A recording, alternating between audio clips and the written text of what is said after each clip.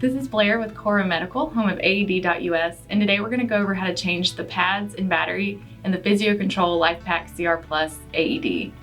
The pads and battery come together as a Charge-Pak, and you can order that from us with either one set of pads or two, and they have the exact same expiration. There's a 2-year expiration on that, so you'll need to replace those at the same time.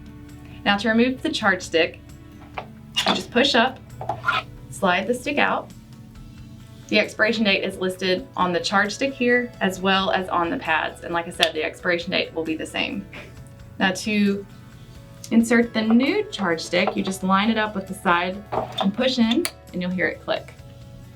Now to replace the pads, you push the on-off button, which opens the lid.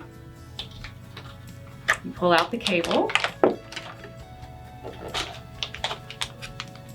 The expiration date is listed on the top corner. And then you'll just plug the new pads in, slide in the little convenience tab here,